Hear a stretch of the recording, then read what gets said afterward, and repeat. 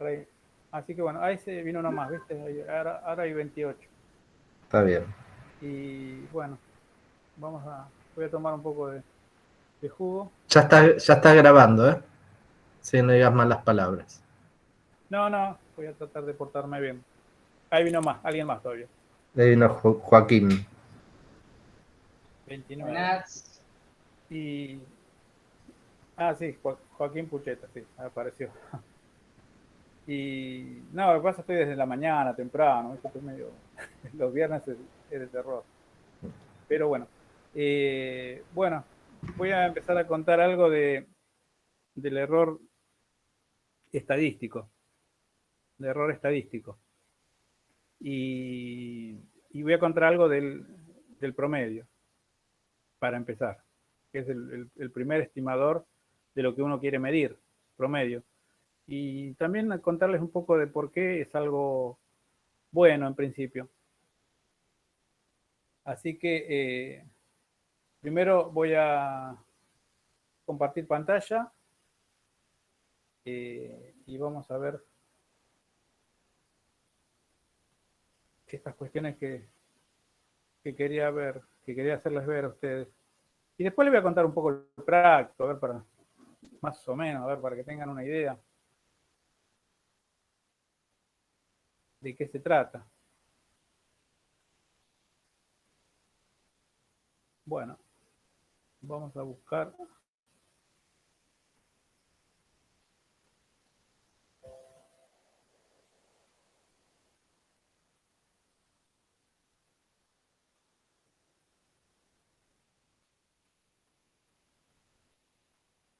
Vamos a buscar algo de acá de estadística. En realidad esto es bastante sencillito.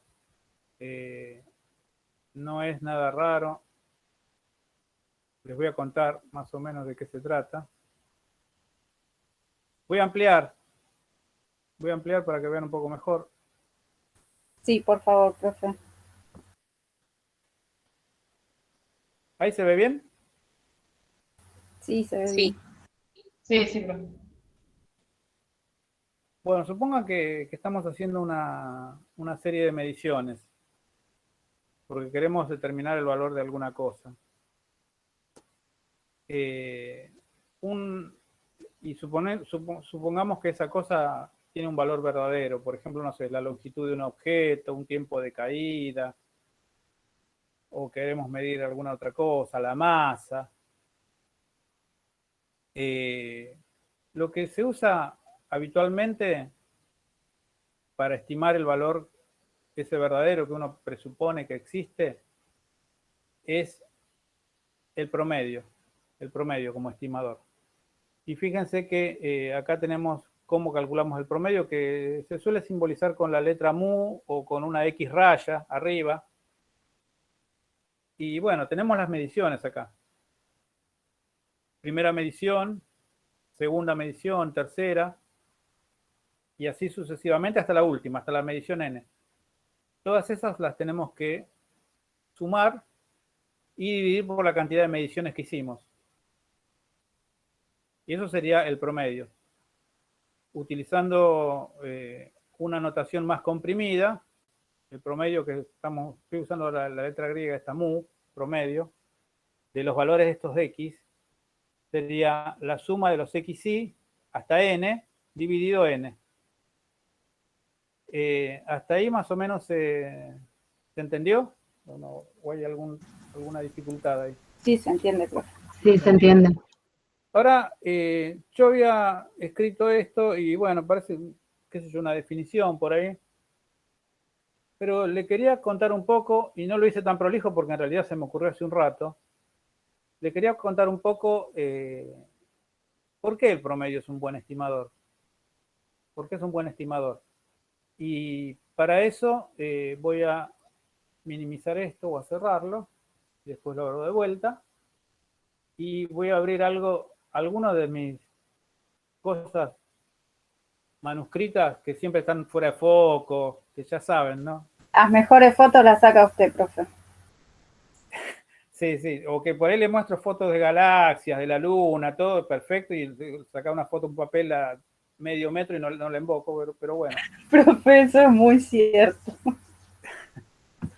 Pero ahora, bueno, le voy a mostrar un poquito de un cuento así, una cosa para convencerlos de por qué el promedio es el mejor estimador que tenemos por ahí para algo. Vamos a suponer esto, que XY es una medición. Esa medición debe ser el valor verdadero más algún error que metimos que no sabemos cuál es. Alguna diferencia que tenga. Supongamos que el valor verdadero es 2 y nosotros medimos 2,1, pero nosotros no conocemos el valor verdadero. Estaríamos cometiendo un error ahí de un décimo, por ejemplo.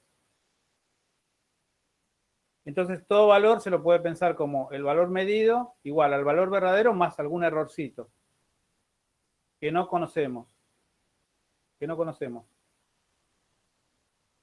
Supongamos que tenemos unos cuantos valores y vamos a ver que tener unos cuantos valores ayuda bastante.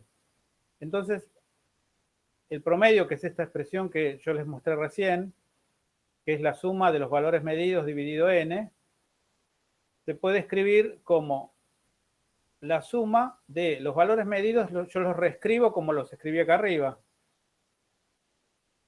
El valor verdadero más un errorcito. El valor verdadero yo no lo conozco. Más un errorcito para cada uno. Y todo dividido n. ¿Hasta ahí se entiende más o menos? Sí, sí. Sí. Profe. Bueno, esto es una suma. Yo esta sumatoria yo la puedo distribuir entre estos dos términos, x verdadero y los errorcitos. Entonces me queda la suma de x verdadero más la suma de los errorcitos, dividido n. Y acá puedo aplicar de vuelta propiedad distributiva en la división, ¿no? Para la división.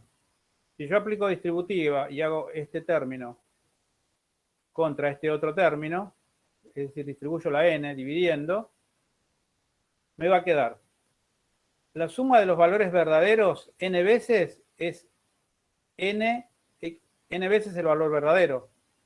Porque acá estoy sumando siempre lo mismo, que es el valor verdadero. ¿Está bien? ¿Eso se entiende eso? ¿Esa partecita? Ah, sí, profe. Sí, se claro. entiende. Supongamos que sumamos 10 veces un término x. Es x más 10 veces. Bueno, 10x. Acá lo sumamos n veces. Entonces, esta suma de acá, este primer término, me da n veces xb. Pero abajo había una n dividiendo. Entonces la puedo simplificar. Me queda xb solo, pero tengo esta suma que está acá.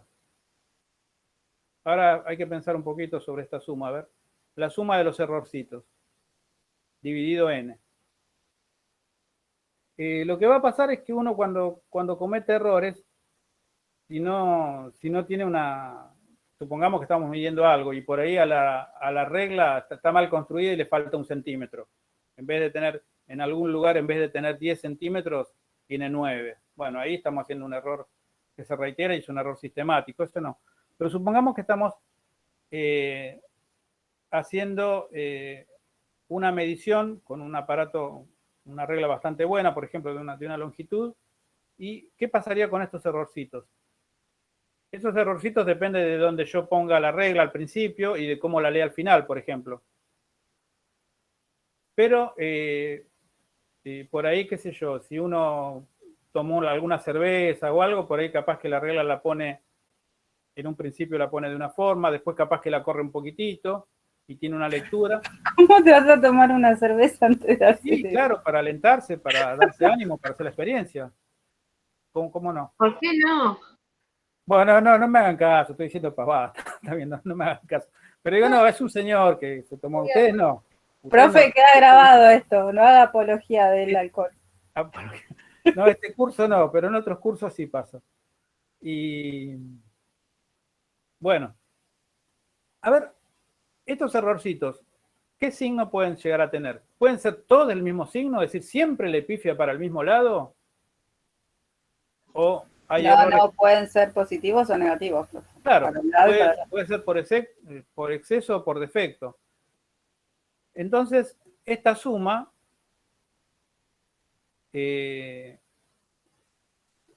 por tener términos positivos y negativos, digamos que va a estar acotada, porque se van a matar entre ellos los términos, los errores. Hay errores positivos, errores negativos. Pero acá tengo un n dividiendo, y si yo reitero la experiencia muchas veces, ese n tiende a infinito. ¿Se entiende eso? Si yo lo hago muchas veces, puedo hacerlo tan grande como quiera. Acá están los errorcitos que entre ellos, como hay positivos y negativos, medio que se matan. No digo que sea cero, pero por lo menos está acotado esto, y esto tiende a infinito, o a un número muy grande. De manera tal que, ¿a cuánto tiende esta cosita si yo hago un n grande? Y esto se está matando entre ellos. A 0. Claro, tiende a 0. Entonces, ¿qué me queda? Fíjense el resultado. Solo el valor verdadero. Claro, el valor verdadero con la condición de que n tiende a infinito. Bueno, no sé si les gustó, si resultó convincente el cuentito, pero... Profe, ¿y nosotros vamos a tener que hacer infinitas mediciones? No, el infinito pero... me asustó un poco. No, el infinito no, pero algunas escenas sí van a tener que hacer mediciones, pero no es tan difícil lo que tienen que medir, no es tan difícil. Y lo que van a obtener después un buen X verdadero y un error, después ahora como vamos a ver un poco más adelante, un error más pequeño, porque esto tiene error también. Tiene un error que se puede, cuantificarlo, vamos a ver cómo se cuantifica. Entonces, ¿esto está bien? ¿Se entendió? ¿Más o menos? Sí. O les digo, más o menos están medio convencidos de que el promedio da una buena estimación del valor verdadero de las cosas que uno está midiendo. Sí, profe. Entonces, ahora, vamos a cerrar esta cosa. Y vamos a ver dónde está la otra, a ver dónde estaba lo que estaba mostrando. Ah, no, esto que dice estadística acá. En realidad es un título de estadística, es muy poco esto, pero bueno, solamente lo que necesitamos acá. No sé si alguno de ustedes cursó estadística, de los que están estudiando matemática. Todavía no. Sí. Sí, profe, estadísticas. Ah, bueno, entonces lo que le cuento le va a resultar fácil. Por ahí los matemáticos no le hicieron el ejemplo de que un tipo que el promedio es bueno porque un tipo está borracho y mide muchas veces y con los errores positivos y negativos igual le da bien la medición cuando hace el promedio, pero bueno. Entonces reitero que este promedio es un buen estimador. Es un buen estimador del valor que queremos medir. Es un buen estimador. Y después hay otra cosa que también interesa, que es la desviación estándar. En realidad lo que estoy calculando acá no es exactamente la desviación estándar, sigma, sino es sigma cuadrado. Y a diferencia de lo anterior, del ejemplo que les comentaba anteriormente, fíjense el formato que tiene esto, ¿no? Es el primer valor obtenido menos el promedio, elevado al cuadrado. Segundo valor obtenido menos el promedio al cuadrado. Y así sucesivamente hasta que lleguemos al último. Último valor menos el promedio elevado al cuadrado y dividido n. Fíjense que acá hay una diferencia y no tenemos cantidades positivas y negativas. Son todas positivas. ¿Están de acuerdo? Que son todas positivas, son todos cuadrados esos. Sí, profe. Y bueno, entonces ahí ya la cuestión es que haciendo tender n infinito, igual eso se va a achicar, pero no es el mismo efecto que teníamos cuando teníamos los errores positivos y negativos. Por eso están elevados al cuadrado. Porque de alguna forma lo que quiere medir es esto, es cuán dispersos están los datos. Si los datos están todos muy juntitos, si todos los datos están cerca de mu, todo esto que medimos, es decir, del promedio, esta cosa va a dar muy cercana a cero. Ahora, si están alejados del promedio o desparramados por un rango amplio, lo que vamos a tener acá va a ser algo mayor que cero seguro, pero bastante mayor que el caso en donde estaban cerca del promedio. Bueno, y escrito esto en una notación más comprimida, este sigma cuadrado, que se llama varianza. Y cuando yo le paso, el cuadrado como raíz al otro lado, es la desviación estándar, se llama. Y bueno, es la suma de los valores medidos menos el promedio al cuadrado dividido n.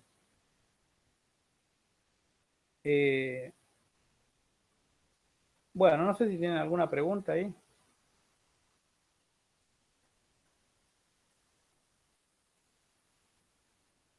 Yo, profe, entonces, si las mediciones están cerca del promedio, este valor me va a dar pequeño. Sí. Sí. Y Gracias. si están muy desparramadas, pero están alrededor del promedio, seguro. Pero si están muy desparramadas, te va a dar más grande. Ok. Sí, eso seguro. Y en ese caso, ¿qué tengo que hacer? ¿Hacer todo de vuelta? No, lo que pasa es que cuando estés haciendo la experiencia no sabes qué es grande o qué es chico lo que tiene que dar. Así que bueno, en general tendrías que aumentar el n Ok. para que te dé algo más chico, para tener un mejor promedio y para tener esa dispersión tratar de disminuirla. Pero eso me voy a dar cuenta después que haga las cuentas. Sí, después que hagas las cuentas, sí, exactamente. Y después hay otra cosa más, que este sigma determina un intervalo. Junto con el promedio. Si yo hago el promedio más sigma, tendría el extremo superior del intervalo. Y el promedio menos sigma, tengo el extremo inferior. Así que hay una franja que va desde el promedio menos sigma hasta el promedio más sigma. ¿Se entiende lo que digo? Supongamos que el promedio me da 10. Y el sigma es, la desviación estándar es, vamos a ponerle 1. Entonces yo hago 10 más 1, 11, y 10 menos 1, 9. Tengo ese intervalo, promedio más sigma, promedio menos sigma. Es decir, va desde 9 a 11. ¿Y qué significado tiene estadísticamente eso? Que si yo hago una medición más, la probabilidad de que caiga en el intervalo que va del 9 al 11, es decir, el intervalo mu menos sigma, mu más sigma, es del 68%. Eso es una cuestión de probabilidad, no lo voy a demostrar ahora, ni se saca de otro lado de la matemática, pero tenés que esa dispersión te da un rango que va de mu menos sigma a mu más sigma, y dentro de ese rango, si vos haces una medición, tenés un 68% de probabilidad de que la medición caiga en ese intervalo. ¿Se entiende eso? ¿O es medio complicado? Sí, profe. Sí, se entiende. ¿Se entiende? Sí. Si no, les muestro un gráfico, si quieren, para ver, a ver, por ahí ayuda más con un gráfico.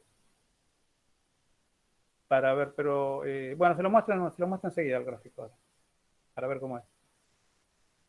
Bueno, y después hay lo que se llama un error del promedio, que es este sigma que calculamos, dividido la raíz de n, donde n es el número de muestras. Eso va a ser el que va a tener que acompañar a lo que hagan ustedes en la medición. Es decir, ustedes van a encontrar cuando midan expresión del promedio y su error, un promedio más o menos el sigma, que ahora les voy a contar cómo se calcula. Ya les conté cómo se calcula en definitiva, ¿no? Con esta cuenta. Pero hay una calculadora acá en internet o calculadoras que tienen en casa que calculan la desviación estándar, entonces, bueno, no van a tener que hacer una cuenta infernal. Entonces vamos a ver acá que el error del promedio es mu más menos sigma sobre raíz de n. Ese sigma que lo teníamos calculado antes, bueno, lo tenemos que dividir por la raíz de n. Entonces, ¿cuál sería el significado acá? Si yo hago otra tanda de mediciones de igual cantidad de experiencias, me va a dar que esto tiene un intervalo también acá, ¿no? Fíjense que si yo hago mu menos sigma raíz de n hasta mu más sigma raíz de n, me genera un intervalo esto. Bueno, me va a dar lo mismo que lo otro, pero me va a dar que el promedio de la otra tanda de mediciones que haga tiene un 68% de probabilidades de caer en el intervalo este. ¿Se entiende eso más o menos? ¿O quieren que los vea? Que les muestre un gráfico mejor. Bueno, profe. Me muestra un grafiquito. A ver. Acá hay uno, a ver, pero... A ver, acá hay uno. Acá hay uno que está acá. Por acá. A ver. Bueno, esto está con poca...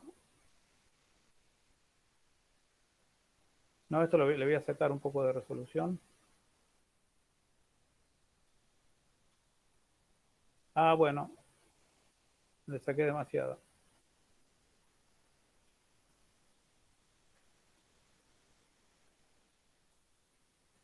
Esto se llama un histograma. Nosotros no se lo vamos a pedir, aunque a veces se los piden. En este caso particular no. Vamos a ver lo siguiente. Tenemos intervalitos acá, ¿no? Tenemos un montón de intervalos, que está dividido esto es lo que queremos medir. Y acá tenemos la frecuencia, es decir, las veces que apareció algo. Por ejemplo, acá no veo bien los números yo, pero supongamos que este fuera, no sé, de 2,5 a 2,6. Y de 2,5 a 2,6 aparecieron dos valores. Y después de 2,6 a 2,7 aparecieron 5 valores. Después de 2,7 a 2,8 aparecieron esta cantidad de valores. Esto es acá lo que estoy representando en el eje vertical es la cantidad de valores que aparecieron en este intervalo. En este intervalo. Esto por acá estará el promedio, me imagino, por la zona más alta. ¿Está bien? Y después, a medida que me voy alejando del promedio, pero por exceso, esto va disminuyendo la cantidad de valores que aparecen. ¿Se entiende la idea de esto más o menos? De cómo se puede hacer. No lo tienen que hacer ustedes, porque no se lo vamos a pedir. Pero lo que significa, en términos de mediciones, es decir, yo hago en este intervalo, ¿cuántas mediciones me cayeron? 2. En este intervalo, ¿cuántas cayeron? 5. En este otro, 7. Y así sucesivamente. Hasta llegar a la parte más alta, que es donde está el promedio. ¿Está bien? Hagan una pregunta si quieren. No tengo problemas con... O se pierden ahí. No, se va entendiendo. Se entiende, profe, sí. ¿Se entiende? Ah, bueno. Y Sí. bueno, si yo hago que estos intervalos se hagan muy finitos, lo que voy a pasar es a un continuo.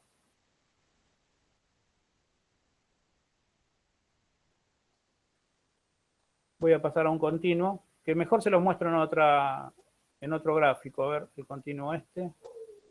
Vamos a cerrar esto. Y tenemos otro gráfico.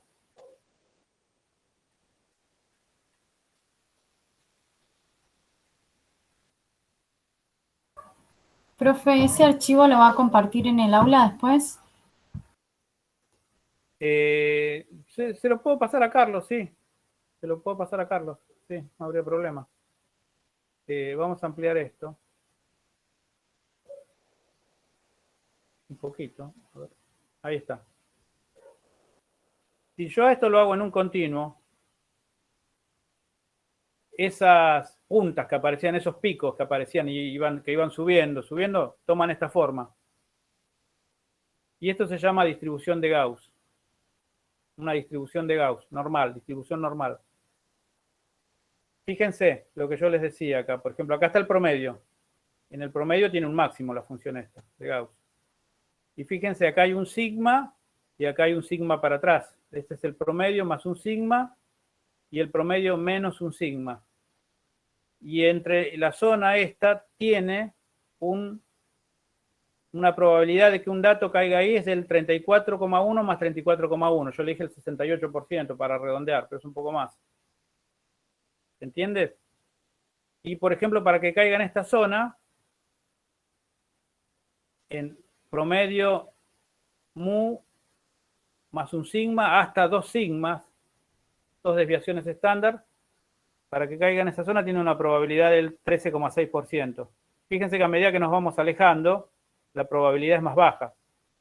Por ejemplo, la probabilidad que caiga más lejos del promedio más 3 sigma es del 0,1%. ¿Sí? Estas cosas se usan para estadísticas de población. Por ejemplo, a ver, lo estaba viendo el otro día como ejemplo, promedio de estatura. Promedio de estatura de hombres en España. Bueno, esto, el mu daba 1,74. 1,74. Y el sigma daba 7 centímetros. Es decir, si yo hago 1,74, le sumo 7, tengo 1,81. Y si le resto 7, tengo 1,67. Eso significa que el 68% de esa población masculina tiene altura entre 1,67 y 1,81, con promedio 1,74. ¿Se entiende eso lo que dije, más o menos? Sí, profe. Sí, sí. Y después, si quiero, puedo ver, qué sé yo, entre 1,81, acá estamos en 1,81 y acá estamos en 1, si le sumo 7, 1,88. Bueno, el 13%, 13-14% de los tipos tienen esa altura, entre 1,81 y 1,88. Bueno, pero en nuestro caso no van a ser alturas de estos tipos de España, sino que van a ser datos que vamos a obtener por medición. ¿Está bien? Y lo que van a expresar ustedes sencillamente va a ser el mu más menos el sigma. Ese va a ser el error. Y con ese intervalo que se genera, se van a asegurar que ahí le caigan un 68% de los datos. ¿Se entiende más o menos? Sí, profe. Bueno, ahora, si quieren, les muestro una calculadora para que la usen. A ver si está por acá, si no la borré.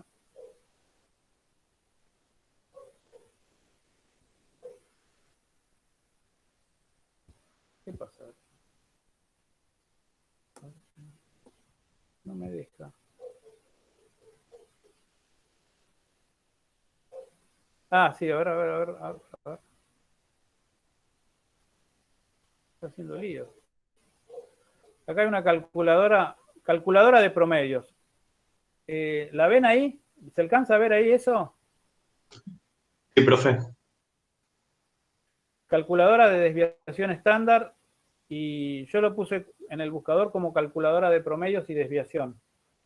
Es para hacer todas esas cuentas que habíamos dicho que había que hacer. Y que eran largas, eran sumatorias de muchos términos, todo. Y aparte ustedes, como van a hacer unas cuantas mediciones, les conviene usar una calculadora de este tipo. En las calculadoras también hay desviación estándar. También está la desviación. Así que bueno, pueden usar calculadoras, pero yo les muestro esta que está en línea. Y vamos a cargar una serie de valores. No sé si ven ahí los valores que estoy cargando. A ver, voy a hacer una carga simétrica de valores. Una carga simétrica en torno al 2, para ver que esto funciona más o menos bien. Una carga de valores simétrica en torno al valor 2.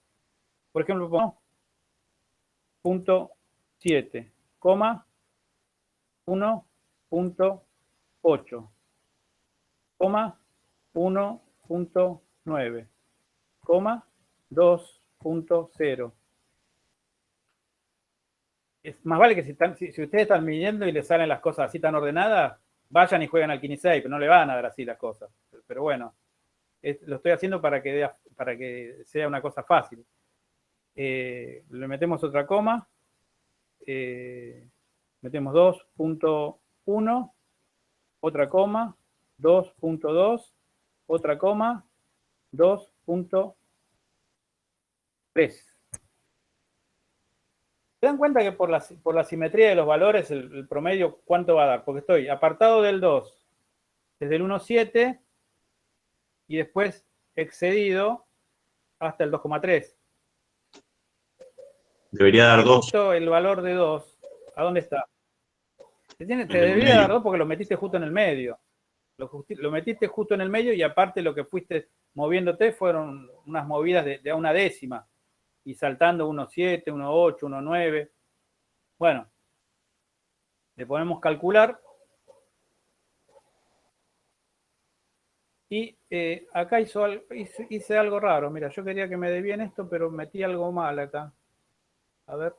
Ah, no, cuando puse 2,0. No, cuando puse 2,0, a ver, para, ahí hice lío.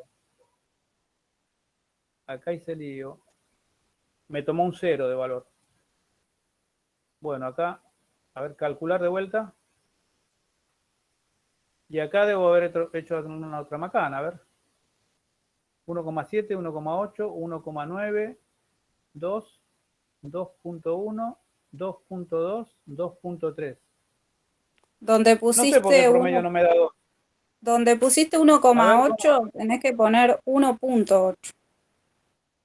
1.8, ahí está.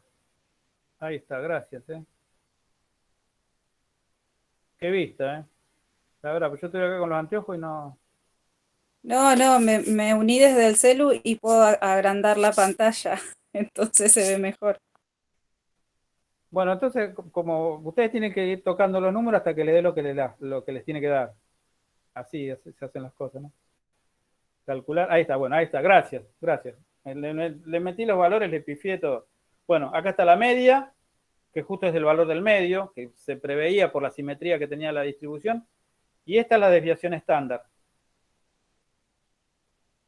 0,21 más o menos, 0,22.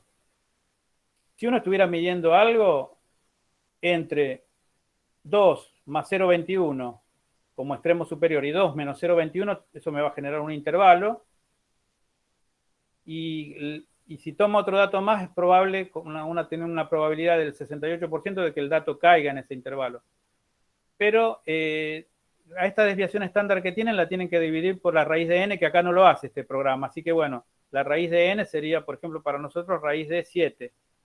Dividir por raíz de 7, entonces esto lo dividen por raíz de 7. Si alguien lo quiere hacer, por favor, a ver cuánto da. Para tener el error del promedio. Si dividen 0,21602 dividido raíz de 7.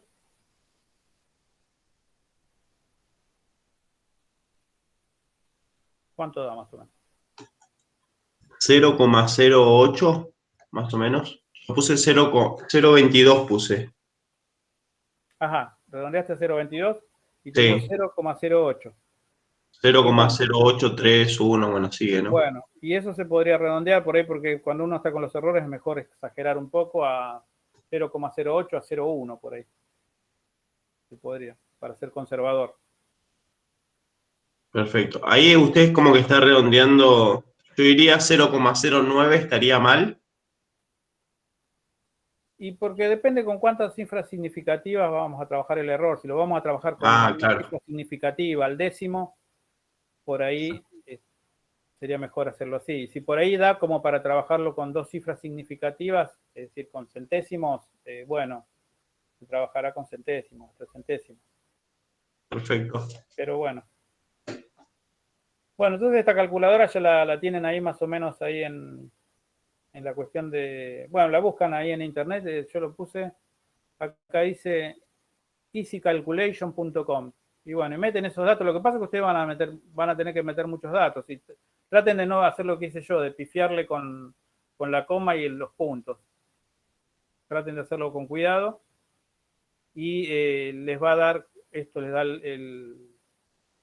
la carga total de datos, el promedio, la desviación estándar, y a esta hay que dividirla por la raíz de n para tener el error del promedio. Entonces, uno tendría, para este caso, sería 2 más menos lo que vos calculaste, que sería 2, bueno, acá dio redondo. Habría que ponerle 2,0 más menos 0,1. Que es lo que calcularon ahí al dividir por raíz de 7. ¿Se entendió? Sí, profe. Más o menos cómo calcular estas cosas. En realidad son expresiones que ya les di cómo son. Les conté un poco el promedio porque es representativo. La otra es la desviación. Les digo el significado estadístico de ese famoso 68% de probabilidad del intervalo S. Y bueno, acá les muestro la calculadora y bueno, trabajan con esto si quieren. No con cualquier otro que pueda funcionar. O con una calculadora directamente, pero como no se usan tanto las calculadoras ya. No sé. No sé, ¿alguna pregunta? ¿Algo de todo esto que estuvimos viendo? ¿Algo que haya quedado en duda o algo?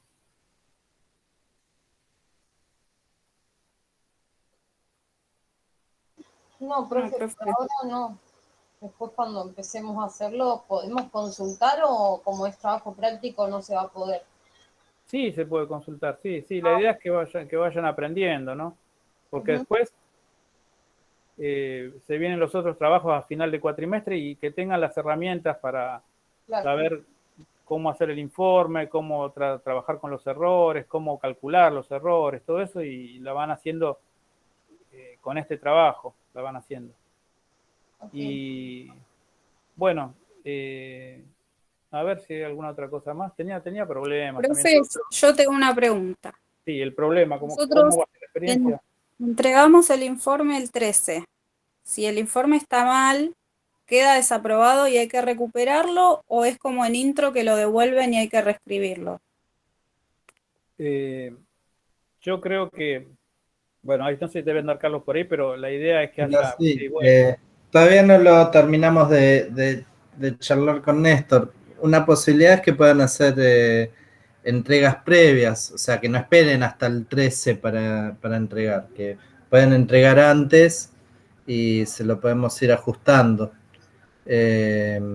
No sé, déjenme que lo discuta con Néstor, pero para mí debería ser se aprueba o no se aprueba el 13, pero a lo sumo por ahí una entrega posterior al 13, o sea, una evolución más después del 13, no sé, después lo charlo bien con Néstor, pero en principio, antes del 13, si ustedes quieren ir mostrándonos resultados preliminares, los podemos ir orientando, no hay ningún inconveniente.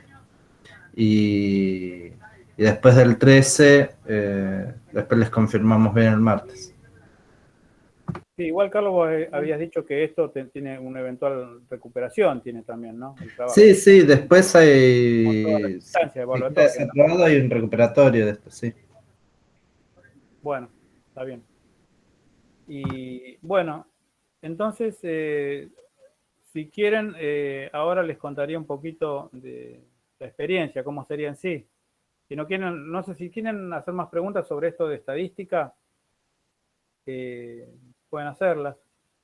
y si no, pasaría a contarle las experiencias. O vos, Carlos, si querés agregar algo, si te gustaría agregar algo.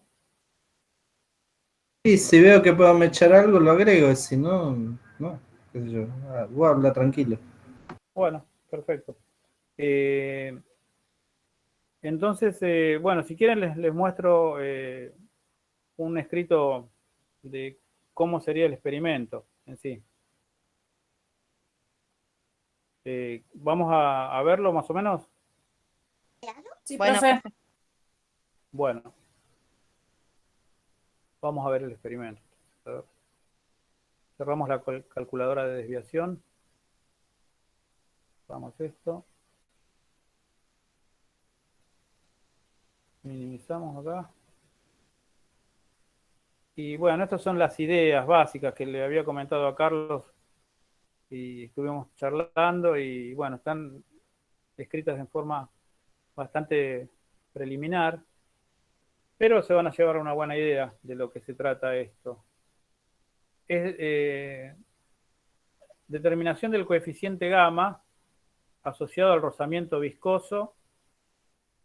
El título asusta, me parece que el título asusta, pero no es tan embromado. En el aire para la caída de una partícula de telgopor. Esa va a ser la experiencia. No sé si ustedes se acuerdan del problema del paracaídas, sí se tienen que acordar. sí. Sí, profe. Se tienen que acordar. ¿Cómo se daba la situación? Es decir, había una aceleración inicial, pero después había una fuerza de rozamiento que ejercía el aire, que se oponía a la aceleración inicial, a esa G, y finalmente terminaba equilibrándose, las dos aceleraciones se equilibraban, se anulaban y entraba en una fase de velocidad constante. ¿Eso se acuerdan? Es un problema de la guía también. Es un problema de la guía que yo lo había hecho también, pero ahora lo vamos a ver de otra forma, a mostrar de otra forma. Bueno, dice acá que en un problema trabajado en la guía de cinemática, que no me acuerdo cuál era, se planteaba una aceleración de caída del tipo A, aceleración igual a G menos gamma por la velocidad. Es decir, una aceleración que aumentaba con un rozamiento que aumentaba con la velocidad. Esta es la resistencia que ofrece el aire. Este término representa de alguna forma. Es una aceleración negativa, porque considero a G positiva, y bueno, se va oponiendo al desplazamiento de la bolillita de telgopor. En el paracaídas esa gama era el A, ¿no? Creo que era A, sí, creo que era A, Sí. sí, en el problema del paracaídas, que estaba ahí. Yo lo llamo gamma porque después cuando veamos osciladores y aparezca el rozamiento viscoso en el oscilador es básicamente lo que vemos, es una masa con un resorte oscilando. Ustedes vieron en Introducción a la Física el resorte oscilando, pero sin rozamiento. Eso lo vieron en Introducción a la Física, el resorte con la masa. O no sé, no me acuerdo si ven resorte en Introducción a la Física. Pero bueno, Sí, algo se vio. ¿sí ven resortes? Algo se vio. Algo se ve de resorte, más por Sí. la cuestión de energía por ahí, ¿no? Y la fuerza que hace el resorte. Bueno, pero después va a reaparecer este término en la cuestión de cuando se dé movimiento armónico, pero amortiguado. Un oscilatorio amortiguado, es decir, va a haber algo que va frenando la oscilación y esa frenada que produce depende de la velocidad que tiene. Porque cuanto más rápido se mueve, más intensa es ese rozamiento. Bueno, en este caso habíamos calculado, o Carlos lo demostró en la teórica, que existía una velocidad límite. Y cuando se alcanza la velocidad límite, pasa lo siguiente, es decir, cuando se alcanza la velocidad límite, entramos en un movimiento uniforme. Y la aceleración pasa a ser, fíjense que acá lo escribí, aceleración es cero, porque entramos en movimiento uniforme. porque tiene una velocidad límite. La característica de la velocidad límite es que no aumenta, es la velocidad límite, es una velocidad constante. Entonces tenemos que 0 es igual a g menos gamma por la velocidad límite, derivada de esta ecuación que está acá, pero pidiéndole la aceleración que valga 0. ¿Se entiende eso? Sí, profe. Porque si la aceleración no vale 0, no estamos en la velocidad límite, sigue acelerando. En cuanto vale 0, nos aseguramos que se mueve a velocidad constante y esa es la velocidad límite. Entonces de acá, este coeficiente lo despejo trivialmente, este gamma. Porque si acá tengo un 0, bueno, lo paso a este término al otro lado positivo, y después paso la velocidad límite dividiendo, y hago g dividido la velocidad límite y me da el gamma. ¿Se entendió eso? Sí, profe. Entonces tengo que hacer g dividido la velocidad límite. Y eso da el gamma. Bueno, voy a ver qué puse más abajo, pero la idea es... la idea inicial que tuve fue hacerlo con aceite y una bolita, pero con el tamaño que tienen los recipientes, no alcanza a la bolita a frenarse y a moverse a velocidad constante y sigue acelerando, y no es la idea. La idea es que alcance la velocidad límite. No sé si me están viendo, pero a ver, por ahí me ven en chiquito, ¿no? ¿O no me ven? Bueno, a ver, voy a dejar de compartir. Sí, chiquito. ¿Me ven en chiquito? En chiquito, sí. ¿Ven este florero? Mi mujer no está, se fue, así que puedo contarle que le afané el florero. Y es un florero que se hace estrecho en el centro. Y le eché aceite hasta arriba para aumentar la longitud de caída. Y le metí la bolita y resulta que, bueno, venía acelerando y después cuando entró acá, tuvo un efecto, no sé, efecto borde, una zona estrecha y se frenó. Y después cuando salió de la zona estrecha pegó una acelerada. Y esto era cualquier cosa menos un movimiento con velocidad uniforme. Cualquier cosa fue. Así que no sabía lo que hacer y bueno, lo que hice fue cambiar el sistema y agarrar ¿vieron cuando compran un helado y viene el pote del helado de telgopor? Sacar una bolita chiquitita de telgopor, una partícula, muy chiquitita, muy chiquitita. Y usar esa partícula directamente con aire. Usar la partícula chiquitita directamente con aire. Es decir, vamos a ver qué hacemos acá. Bueno, acá dice, para ilustrar este tipo, una aceleración de este tipo, es útil tomar, por ejemplo, una pequeña bolita de telgopor de un par de milímetros de diámetros, como esa que se desprenden fácilmente de una plancha, y dejarla caer desde una altura bien determinada. Yo había tomado la altura de una puerta que es 2 metros. Y cuanto más altura mejor, pero bueno, 2 metros hasta ahí llegaba nada más. Y cronometrar el tiempo de caída. Entonces, ¿se entiende hasta ahora cómo es la experiencia? Es muy fácil, ¿no? Una bolita de telgopor y cronometramos el tiempo de caída. Ustedes no tienen, cuando la bolita cae, tienen que estar con un celular en la mano, un cronómetro. No tienen que moverse, porque cualquier movimiento de aire la perturba. No tiene que estar una ventana abierta, ni una puerta abierta para que haya corrientes de aire, porque se va a ir al diablo. Tiene que estar cerrada la habitación y ustedes mismos no tienen que moverse para no producir turbulencias. Y entonces pasa lo siguiente. El tramo acelerado, uno lo nota que es, bueno, yo por lo menos lo noté que es muy breve. Es muy breve.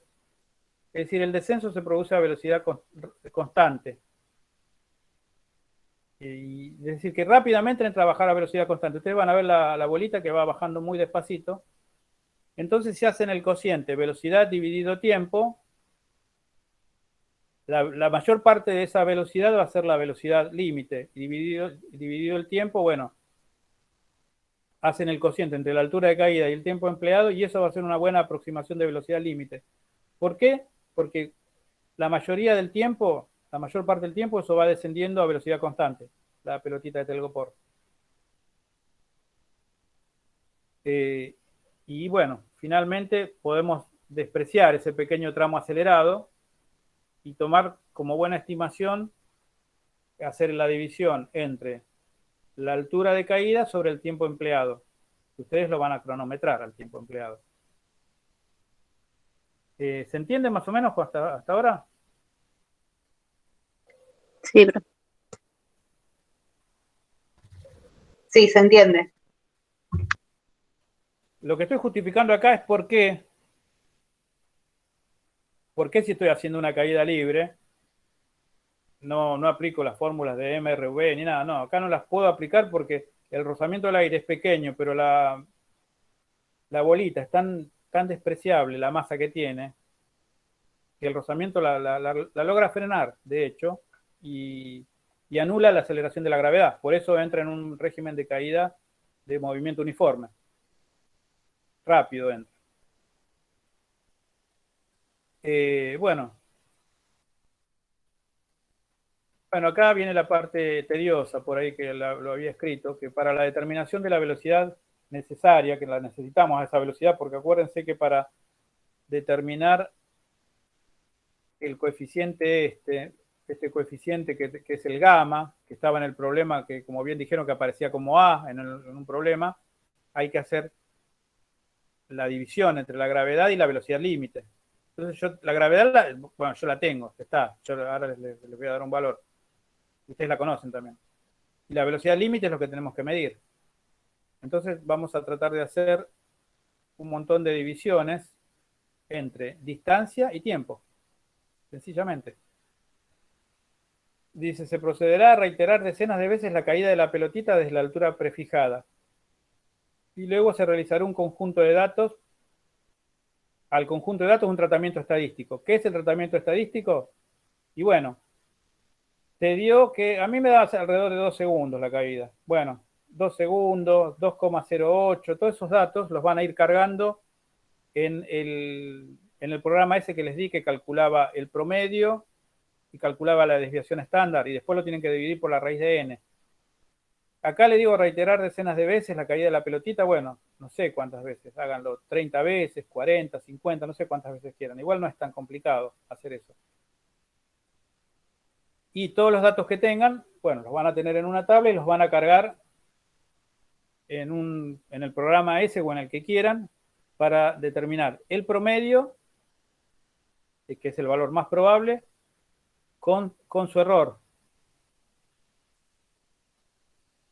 Delta BL, dado por la desviación estándar del conjunto de datos. En realidad, acá me equivoqué, no es la desviación estándar, es la desviación estándar dividido la raíz de n. Me faltó eso, ¿está bien? Después por ahí lo corrijo esto. Desviación estándar dado por la desviación estándar. Sigma, voy a poner acá, lo puedo escribir acá. Y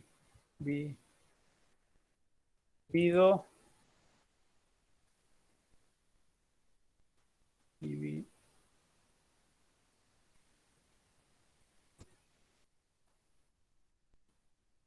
bueno, para no entrar en símbolos, voy a hacer así. Dividido raíz de n. Eso sería el error. El delta de la velocidad límite. El sigma que les va a tirar el programa dividido la raíz de n. De modo que vamos a tener lo siguiente.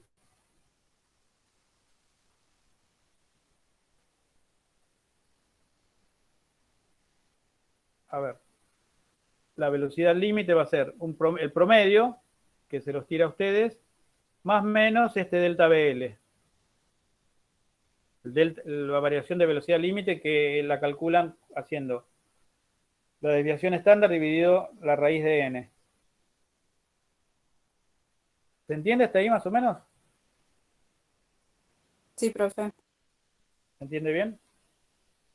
Bueno, y yo les estoy tirando un valor de G que creo que abarca la gravedad de Buenos Aires. No sé, Carlos, si no le estoy pifiando, pero la gravedad es 9,80 metros sobre segundo al cuadrado, más o menos 0,1 metros sobre segundo al cuadrado. Esa sería la gravedad. Sí, a mí me pareciera que era 9,79, pero está bien, 9,80 está perfecto. Claro, pero fíjate que con el más menos está bien.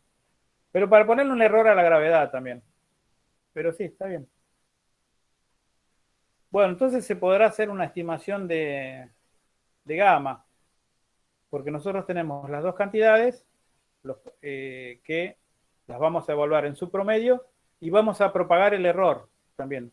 Y vamos a ver cómo se propaga el error. Vamos a ver ahora cómo hacemos. Ya en principio van a tener una estimación de gamma.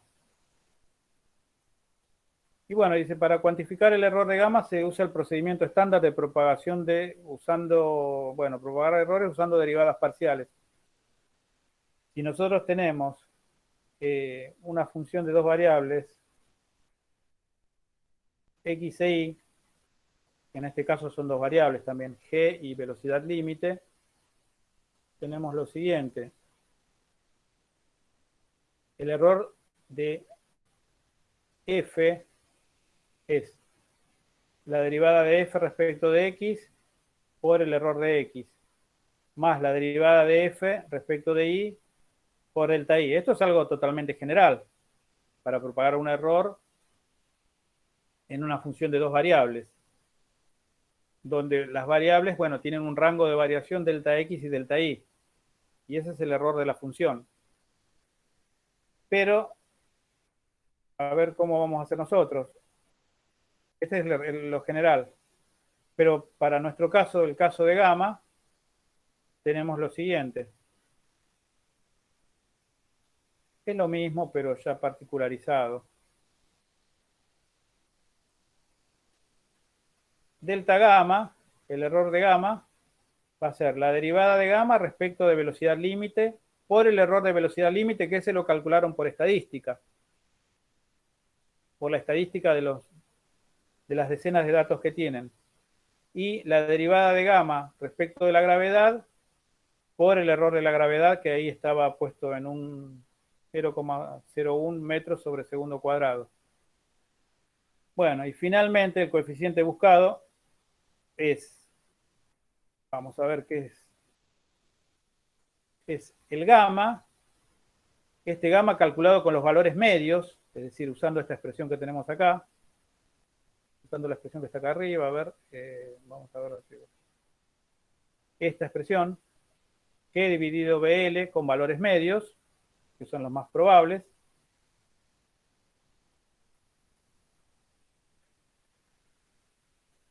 más menos este error que calculamos recién, que está ahí, que se calcula con derivadas y con los errores que tiene cada una de las variables. Esto significa, estadísticamente, que es el promedio y su error. Significa que si yo reitero las mediciones, póngale 50 mediciones, tengo una probabilidad de casi el 70% de que el promedio caiga dentro de este intervalo, del intervalo gamma más menos delta gamma.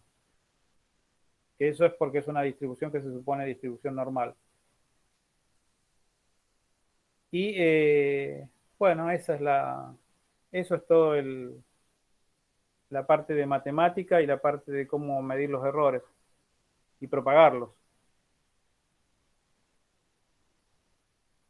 No sé si tienen preguntas para hacer, cosas que quieran hacer, preguntar. No es tan complicado en sí. Yo tengo una consulta.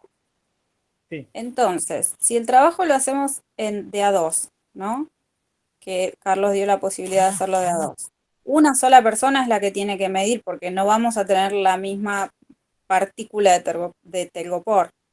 Seguro, sí. Para que los dos midamos.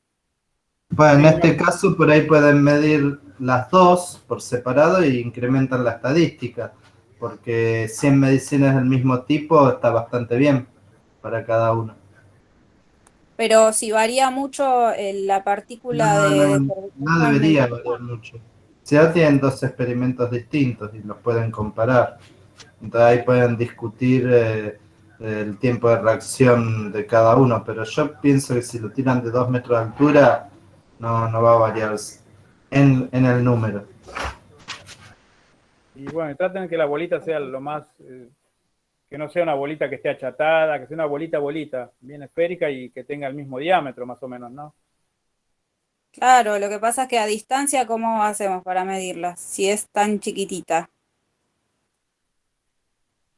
Y lo que podrían hacer, no sé, se me ocurre, es que hagan las mediciones y vean cuánto le da el promedio y la dispersión y el error, y si son comparables, fusionen los datos.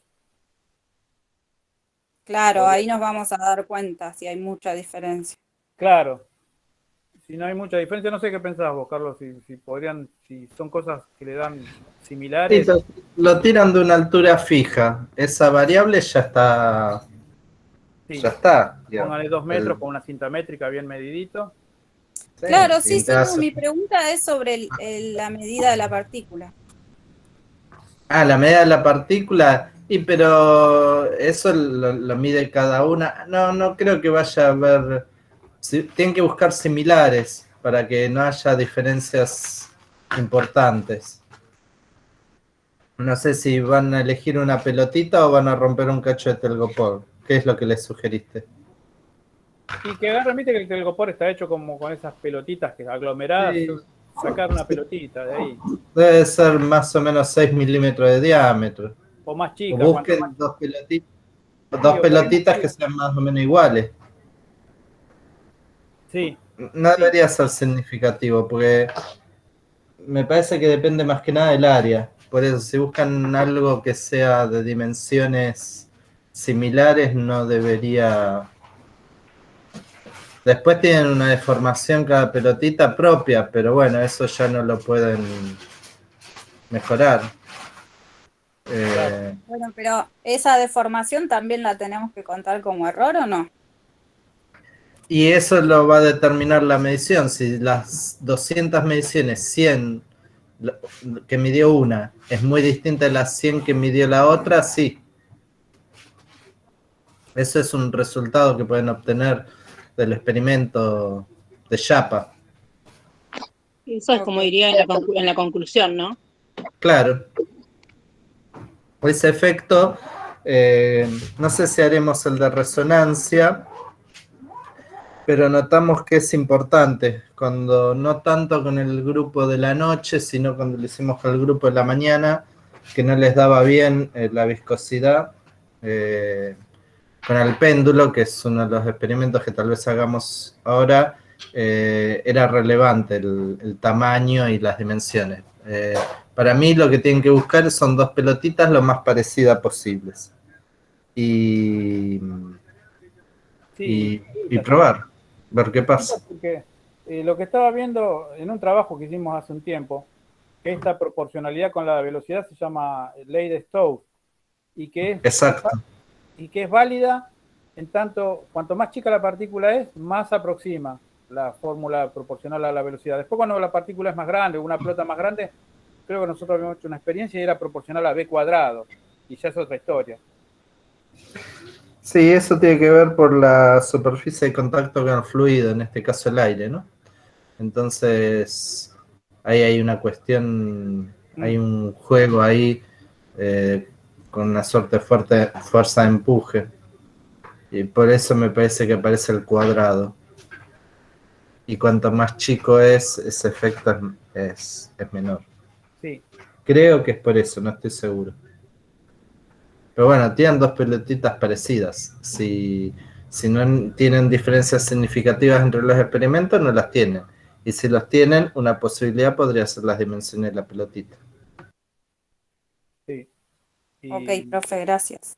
Y yo cuando una medición que hice una, igual hay, por ahí tiene errores de tiempo de reacción, lo que uno tarda en reaccionar, todo.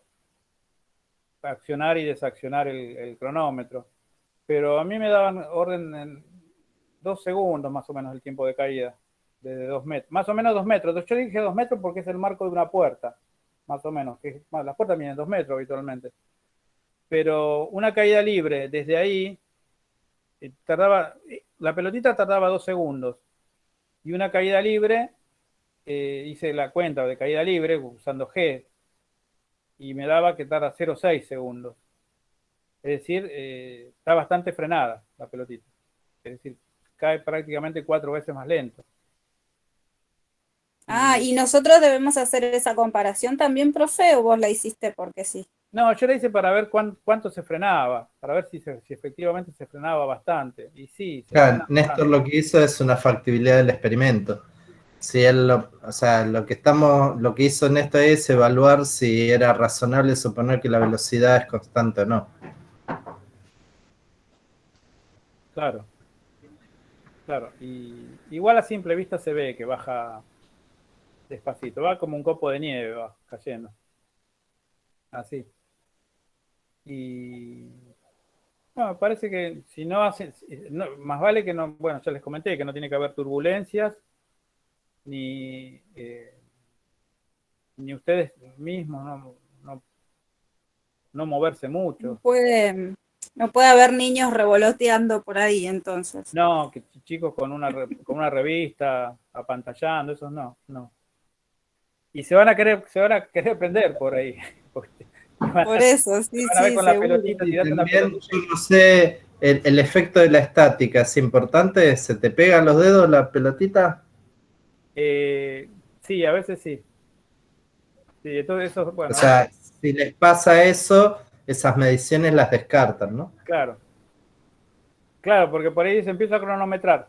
Y lo que hacía era, yo largaba con el cronómetro y en simultáneo soltaba la pelotita. Y por ahí la tenía pegada en el dedo, bueno, eso obviamente lo tiran. Porque no es la idea. Profe, y también tenés que tirarla lejos tuyo, porque por ahí tiende a acercarse a tu ropa. ¿O no? Claro, es decir, tener el brazo extendido, apartado. Claro. Y sí. Bueno, usen la colita estática de los autos al piso. No, bueno, si pasa eso, si por ahí una posibilidad es hacerlo, bueno, si no hace frío, descalzo. Entonces ahí no deberían estar cargados, supongo yo. Claro. Ahora, si están calzados, si se cargan estáticamente y se tienen que descargar de alguna manera cada vez que hacen el experimento. Por ahí también podrían subirse a una silla y para ganar más altura. Es que sí, profe, 2 metros yo parada, mido 1,60 m, no voy a llegar. Sí o sí me tengo que subir a una silla. O un banquito, algo que la Bueno, silla, pero tu brazo mide la 40 madera va a aislar, centímetros. no, va a hacer el efecto. Bueno, hay que ver si se da esa cuestión. Pero digo, cuanto más largo sea el recorrido, más despreciable va a ser el tramo en el cual la velocidad no es constante, porque hay un tramo acelerado. Fíjense qué fácil que es el experimento que propone desde la idea, ¿no, Néstor? Pero fíjense todas las cosas que están surgiendo en la discusión que pueden llegar a pasar, que no son triviales. Claro, sí, eso es lo que pienso yo. Y profe, otra cosa que se me ocurre, el lugar a donde lo hagamos, cuanto más chico va a ser mejor porque va a haber menos corriente, ¿no? Que no haya corrientes de aire, en lo posible. Por ejemplo, si yo lo hago en una habitación de 3x3, no es lo mismo que lo haga en un comedor que por ahí mide 3x5. Y ¿Eso mientras influye la ventana también? cerrada y la puerta cerrada, yo no creo que haya corrientes de aire. Pero sí, por ahí es mejor si es más chico. Pero me parece que no va a haber corrientes de aire. Y eso es parte de lo que van a evaluar. Cada uno en su casa la conoce y es distinto. Bueno, lo que podemos hacer, perdón, es hacer 100 mediciones dentro de una habitación y 100 mediciones en el comedor. Sí, podría ser, sí. Y después comparamos. Sí. Por ahí si quieren que les dé lo mismo, tienen que ser condiciones similares en los dos compañeros del equipo, ¿no? Si lo hacen de a dos. Pero si quieren ver diferencias, no, está bien lo que decís. Néstor, ¿vas a contar algo más? ¿Dejo de grabar? No sé qué quieren hacer. No, tengo un problema, había ideado un problema adicional de movimiento circular, pero no sé si tienen ganas, qué sé yo, la verdad. Son 9:30, yo dejaría acá. Perdón que... Ya se volaron con la pelotita, están volando, ¿no? Yo creo que está bien por hoy. En todo caso, ya está, total, lo único que podemos hacer es, por ahí hago media hora de cómo plantear la estructura de informe y después dejamos 2 horas o 2 horas y medias libres o más, porque si tardo 40 minutos, la clase dura 4 horas, después puede quedar todo para consultas la vez que viene. Sí, podrían hacer consultas y problemas. Hacer un par de problemas, yo haría un par de Bueno. problemas por ahí y consultas. Sí. Algunos le quiero contar por ahí. Bueno, dejo de grabar entonces. Bueno, perfecto.